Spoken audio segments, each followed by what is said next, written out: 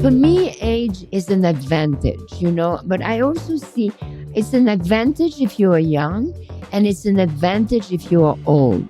Because when you're old, you have more experiences, more images, more memories, more connections, more resources. But the spirit is the same. The spirit is the same.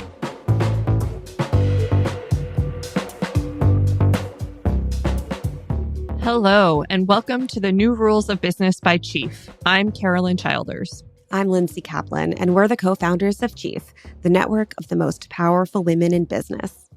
Every episode, we dive deep into a complex leadership question alongside some of the best business minds in the world.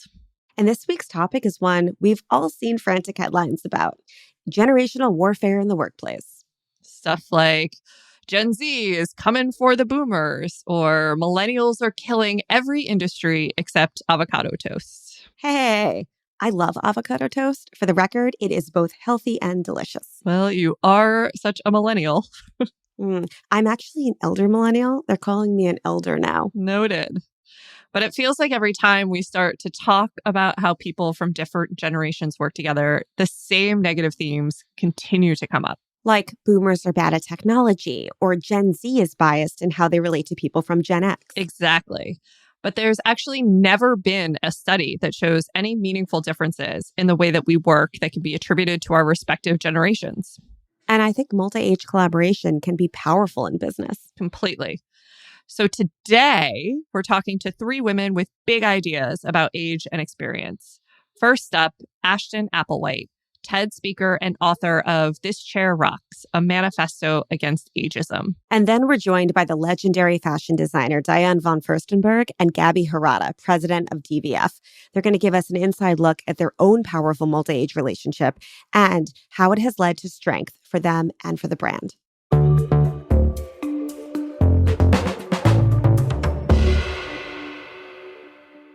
Ashton, thank you so much for joining us. So we're really interested in the idea of how ageism manifests in the workplace. And I'm extra interested in what you call the generation trap. Can you explain what you mean by that term? Oh, I'm so glad you brought that up. The trap is overusing the word generation. First of all, the term generation has no scientific basis. Social scientists, demographers, economists, they can't agree on what the term means. So you can never measure. The biggest problem, I would say, is that when we group people according to age and act as though age is responsible for how we think and act, it obscures the way bigger role that class in particular plays in shaping our actions and our experiences, and also gender and also ethnicity. Age is a much, much, much, much, much smaller variable in almost anything, frankly, than we think it is. Another big problem is that when we group people into quote unquote generations, big air quotes around that word, it fosters divisions. The classic one is boomers, millennials. Boomers are greedy, millennials are lazy. And speaking of the workplace, a standard trope about millennials, although millennials are aging out of this stereotype, is that millennials are unreliable and self-indulgent because they change jobs all the time. When people my age were that age, we did it too. It is a function of how old you are, which of course does shape what your opportunities are, but it is a function of being that age, not of when we were born. And the media and marketers love dividing people into groups. It is profitable. It is usable. They can market things to people, and they can foster this idea of generational conflict. There is no such thing. There is no evidence that older people don't care about the young people whom we will leave behind. And there's no evidence whatsoever that younger people don't care about the older people around them. Families are mixed age. Communities are mixed age. Life is mixed age. And dividing the generation trap also encourages segregation. It fosters this idea that people in a given age group don't have stuff in common with another age group. And that's just not true. Although when we don't mix, it is harder for us to discover the things we are interested in or not interested in or like to do or don't like to do, which really, again, have very little to do with age, unless your thing is extreme athletics. That, it is true, That is true. You are unlikely to find a lot of really old people doing, but that's pretty much it. Yeah.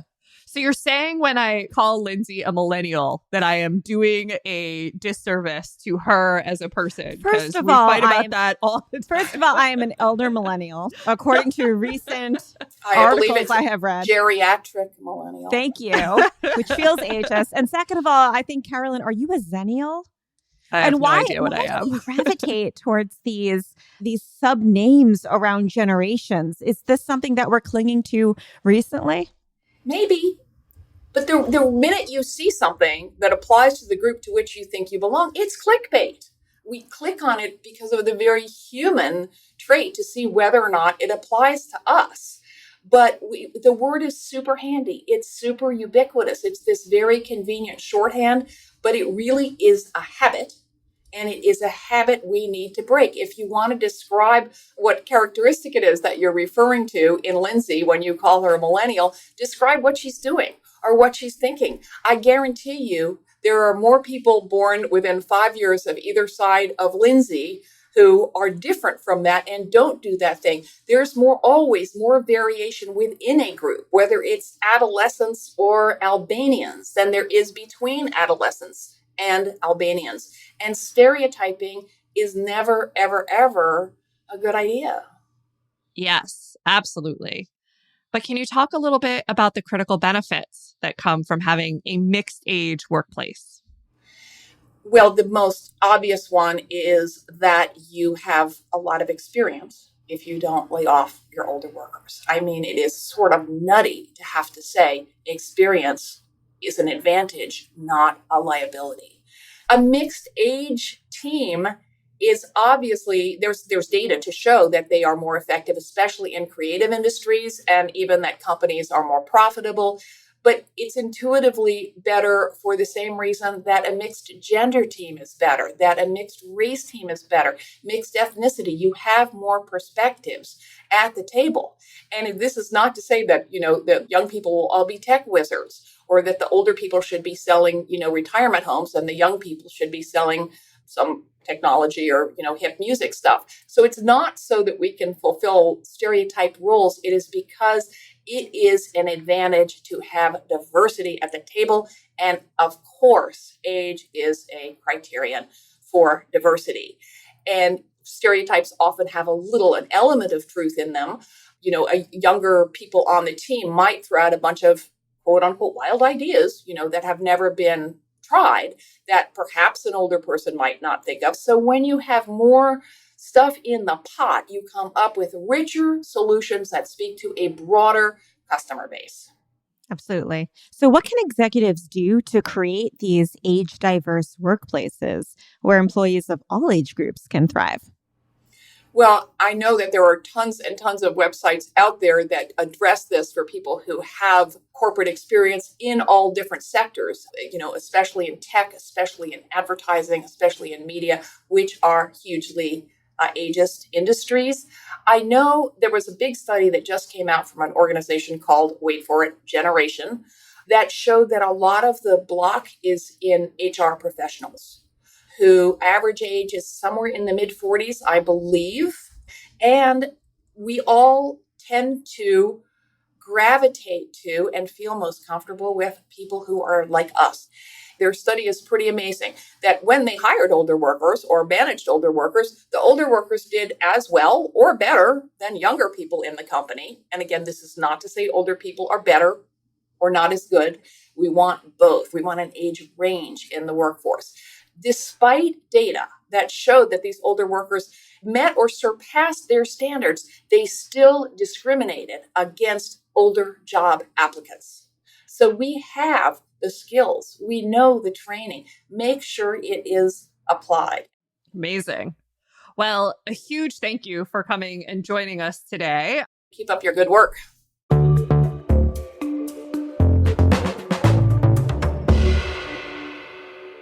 That was author and anti-ageism speaker, Ashton Applewhite. I thought she gave some really powerful context in that discussion. I had never considered generation as a charged term or even an imprecise term.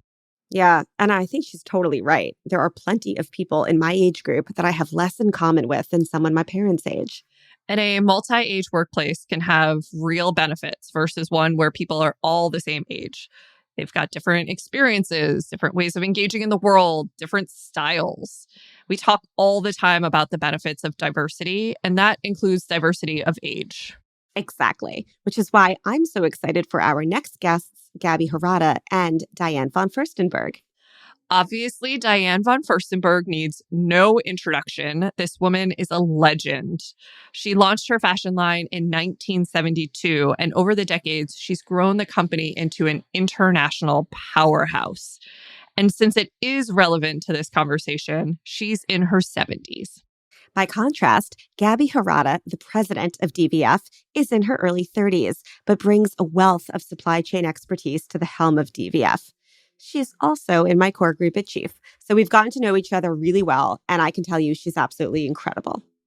We asked Diane and Gabby about the genesis of their working relationship and what advice they'd give to other mixed-age collaborators.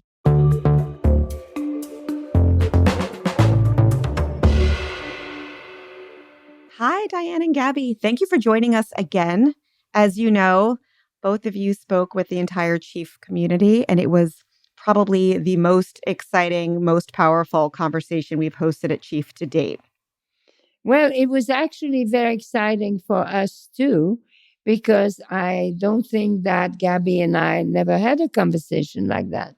So it was very candid, and it was a wonderful opportunity for me to tell her what I thought about her. And the best way to do that is to do it in front of an audience, because then many people hear it. Then it's real. So, Diane, I'd love to start with you. Your story is legendary and could probably fill the entire podcast, or honestly, an entire season of podcasts. So we'd love to hear an abbreviated version. Specifically, how did you go from being an independent designer to building this huge, internationally renowned brand? When I first started, when I was a young girl, I did not really know what I wanted to do, but I knew the kind of woman I wanted to be. I had no experience. I stayed late at night. I worked with a pattern maker. I used the fabric I found on the floor. And before I knew, I had a tiny little collection. And I ended up in America with a suitcase full of little dresses. And people look at those little dresses, they say, well, what's so special about these dresses? But there was Diana Vreeland. Diana Vreeland was the editor-in-chief of Vogue, and she was the most inspiring. She was the fashion queen. And she saw me and the dresses, and she says, this is genius. This is so modern. This is so fresh. And she helped me a little bit. And then the rest is history. And so, you go success, and then, of course, you overexpose, and you have, I sold the company, and then the people who bought the company completely ruined it. And then years later, 20 years later, I got it back and I started again. And so my career has been up and down in so many ways. So what I think is important for people to know is that there is no such thing as continuous success. The big lesson is that I tried to always be true to myself. Sometimes I gave power to other people in the company, and they tried to go in another direction. And that always failed. I always had to go back to myself. And what is also been very consistent is that above anything, I'm a feminist. Okay. I was a feminist in 1972. I'm a feminist in 2022. And for me, it was always the woman first. So when I made fashion, even in my work, it's the woman first. So I was very lucky. I think that I was very lucky that somehow I used the vision of the woman I wanted to be, which is a chic, liberated, powerful woman who can use seduction as a tool, but who can also be incredibly practical. So I use this vision of a woman, and I turn this vision of a woman into a wardrobe, into a concept, into a philosophy.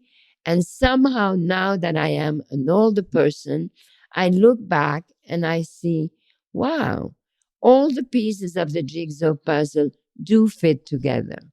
It's such a good story. And with one of the principles for you being true to yourself, it's really exciting to have this conversation with both you and Gabby, where you're putting a ton of trust into Gabby in shepherding some of these next phases of the company's growth. So, Gabby, would love to turn it to you and just hear a little bit more about your story and your career trajectory that brought you into the role now at DVF.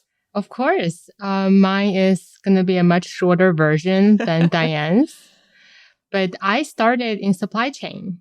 But when I started, I remember feeling not enough. I remember feeling, if not anything, a little bit insecure about production because I had a big dream to have that corner office and to be a CEO when I was 19 years old. I didn't see many CEOs with a production background because it's like back of the house, very detail oriented. I was crunching numbers every day.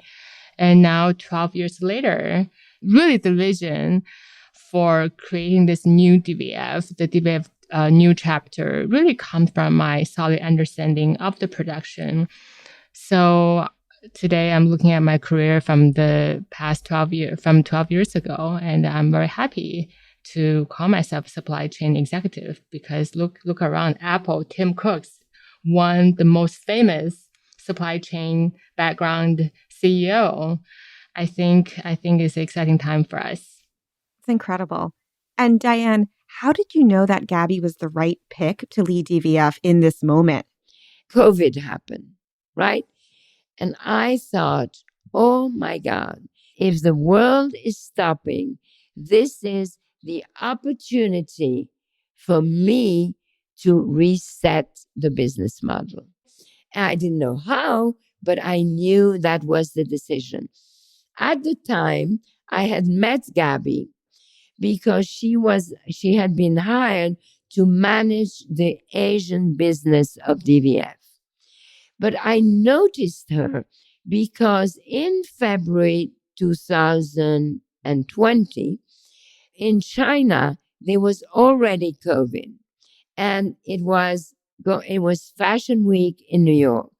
And the Chinese influencers, some of those women were already in New York, panicked and worried about what was going on in their country. And Gabby came to me and she said, do you think we can have, she didn't even mention cocktail, you think we can have a little gathering in your office and maybe we have tea and maybe we could stream it for China and you could show your concern about what's happening there. And of course, I said, of course. And we did it. And just like, the solidarity when you put 15 women together and you talk openly about difficult moments, magic happens because everybody is so honest and so real. What happened that was major for me that day is I noticed Gabby. And I thought, this girl is special. So when I was facing the moment that I had to furlough people, that I had to close a lot of the stores and things like that, there was one person I needed more than anyone. And it was Gabby, because she speaks Chinese, because my biggest distribution is in China, where I have 50 stores, because my chain and supply is there. And therefore, I needed someone who could spend their night talking to China and turning, and making things continue. And then we started to talk. And then she took over. She took over in the sense that she had a vision and she turned things around, and I trusted her. And at some point I said, Gabby, I think you should run the company. And she said, I can't do that. I'm only 31 and I'm Chinese. And my answer was, that's precisely why I want you to run it. And that's what happened. So, Gabby, from your side, did you realize as you were kind of having some of these first conversations that it could turn into the opportunity it did? I wrote down this in my diary, Diane, our first real phone call.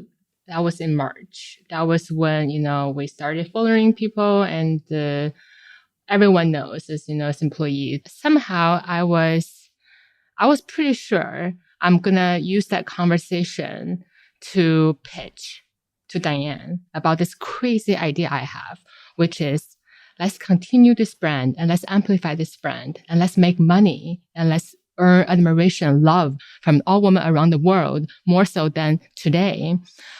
I see that so clearly, like writing on the wall, but you still need to prepare for your vision to actually be practical. So within 24 hours, I had 5 phone conversations and meetings with key stakeholders as well as our team and China partner, because my proposal is on one thing, which is let's everyone do what they do the best. So COVID really was that trigger point. What do we do? What we have to do something. So I saw all of that, even though I didn't have 100% confidence everything will happen exactly as it happened today. I just saw it. So when Diane and I talked, I just went on with my little one pager, be like, here's an idea. Other than this 5 different paths that you are considering, I like to throw in the 6th one. And I think that's the best one. So that's really how it started. I wanted to say, I don't know. It happened. It was a surprise, but I really saw it because I wrote down in my journal on March 11th. You willed it into being. Yeah, I love that it didn't just happen to you, that like you took command of it and went out and created that vision that allowed for it to happen. Gabby and I, now we're going to sound like silly girls, but we're both Capricorns. And so we are goats, and goats climb. And they have tiny little legs, but the legs are very strong. And the one thing she told me, she said, every night I go to sleep, I visualize. And visualizing in life, in business, in anything is the most important thing. It's very important to be able to visualize through the detail what ideas you have. My Tai Chi teacher told me, you have to focus on intention. Intention is a magic word. If you focus on power, you get hurt. If you focus on energy, you procrastinate. But if you focus on the intention, you get the power and the energy. And Gabby that was a brilliant idea to put the production into that side of the world and where the products get made. Because at the end, the product is key. But having said that, 2 years later, I still think that Gabby has not fully understood the power that she has. And so every day she discovers a little bit more what her first initial idea and vision makes sense. You two obviously came up in different generations with probably different working styles and certainly a different global economy. But it seems as though you see eye to eye on a lot. So do you think your age gap is even relevant as you continue to work together? I have to say that it was such a shock to be tapped as the chief to run DVF. And my response was so, I think, authentic and kind of bad response. You don't say, oh, it can't be me when your boss asks you to run her company. But I said that because you see, age can be such a source of insecurity. I just felt that I was not ready. I felt I needed to wait for my turn. And I think throughout all this time, Diane talking to me every day on your insecurity becomes your asset. I really am now embracing age as a value add, as a plus, as my ability to embrace and double down on all the technology advancement we're adding. First of all, I started so young. So youth was never an obstacle. The great advantage of youth is you have nothing to lose because you're young. So youth is an advantage. It's an advantage if you are young, and it's an advantage if you are old. Because when you're old, you have more experiences, more images, more memories, more connections, more resources. But the spirit is the same. And what it is you own your imperfection, you turn them into asset. You own your vulnerability, it becomes your strength. And it's all about the honesty. And it's all about the relationship you have with yourself. The lesson number one in life, and I'm telling that to everyone, is the most important relationship in life is the one you have with yourself. Once you have that, any other relationship is a plus and not a must. So the relationship you have with yourself, the honesty, the complicity, all of that you have with yourself is more important than anything. And Gabby has that. So would you say the two of you have similar working styles? Oh, no, she is more meticulous. She's very logistic inclined. And I am dream. I dream big, I talk big, and then somehow in between it will get done. And so she gets very upset with me when I go too fast, when I do this, when I do that. But the wonderful thing with Gabby is that she hears. And hearing is more important than listening. Because listen, that means you listen to what your boss say and you do it. That's okay. What is important is to hear it. Because then she hears, she may not agree at first or may be upset. Then she comes back and she said, and then she heard it, and therefore she can apply it however she wants. Just to add, actually, now I think about it, we are very different on that regard. I'm very disciplined.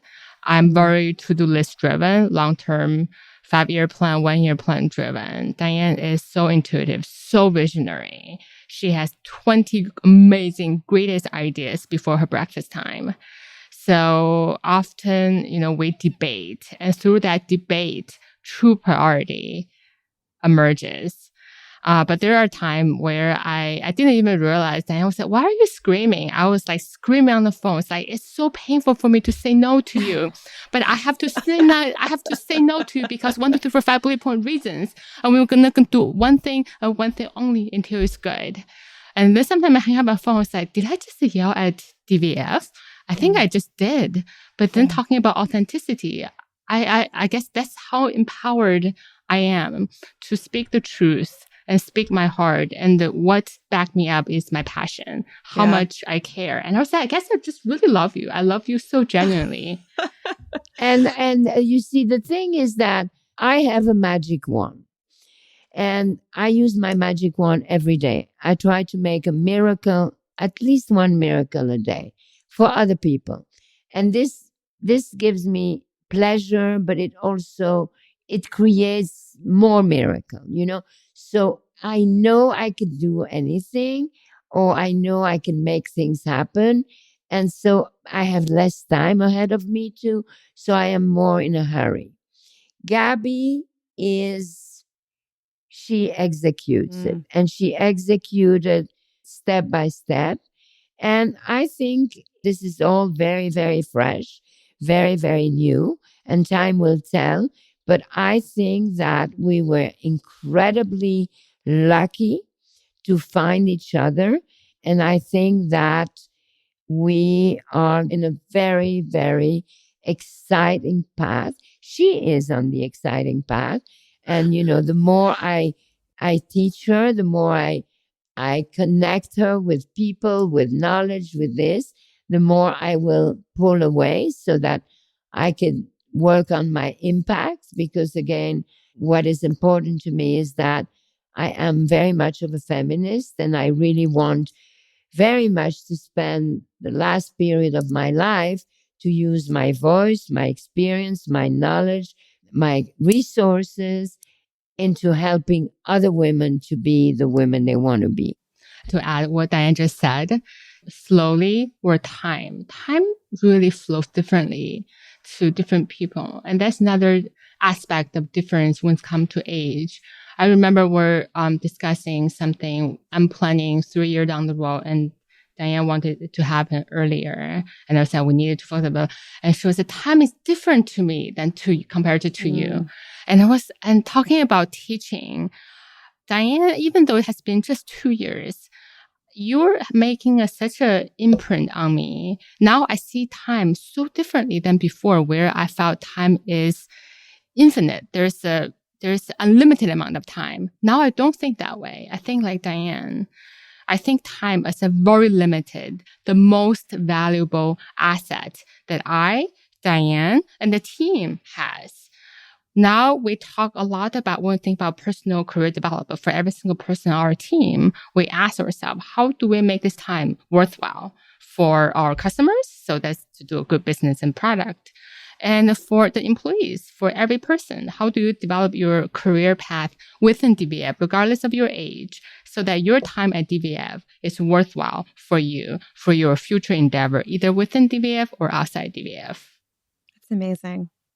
Time is so precious. And I love what you're saying, Gabby, because wherever you are in your age, wherever you are in your career, you should be aware of that time because it does go by so quickly. Life is everything. Life is the essence. And life is so precious and so real.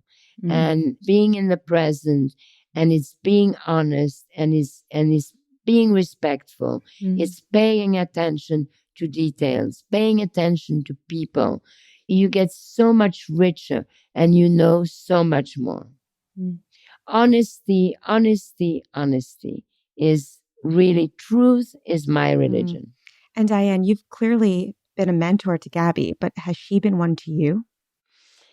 Yes, because she's such a good student. She really is.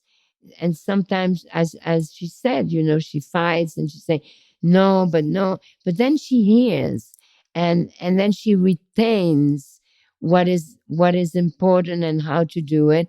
And so for me, of course, I care about the future of DVF and the future of the brand, but I also like the idea of watching her blossom and watching her becoming this. I mean, I am there to support her.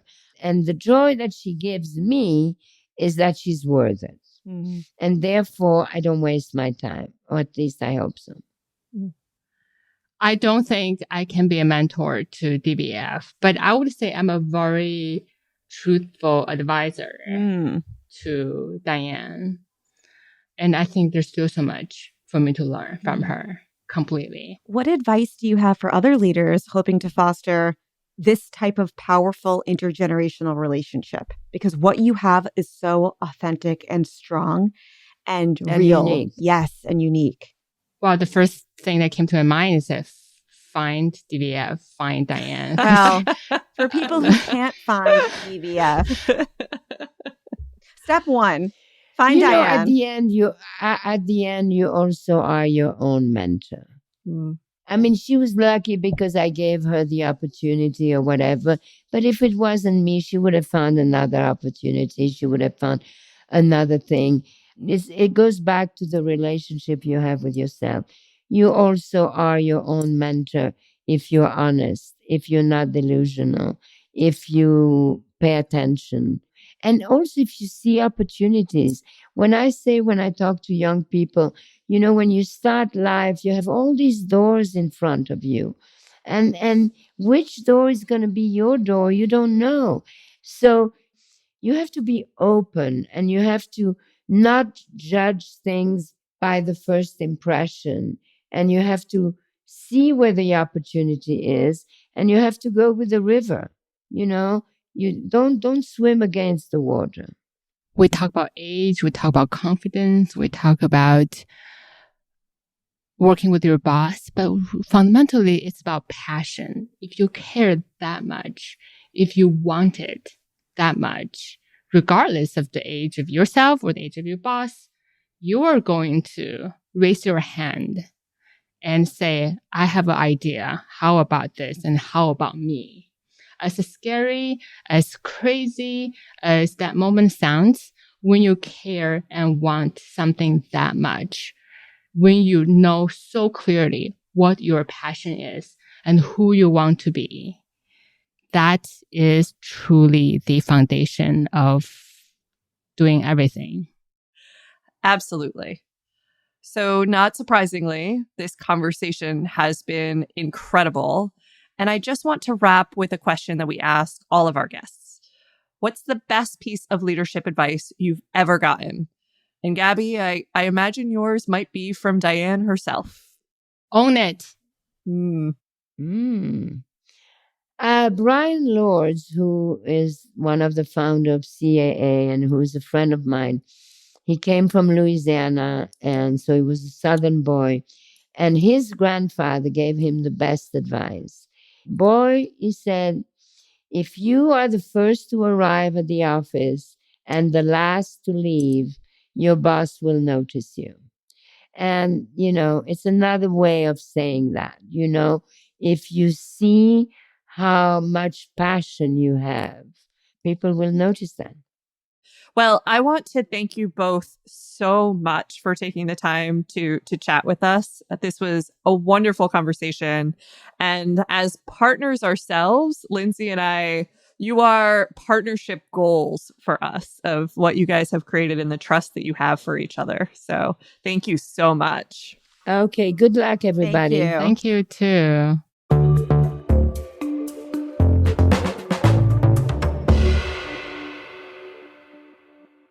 That was Gabby Hirata and Diane von Furstenburg.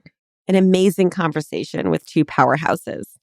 So honestly, I think my biggest takeaway from this question of how to make intergenerational magic is we're actually just too focused on age in general. Yeah. And I thought what they said about leveraging the differences in their working styles was so much more important than any difference in their age or generation.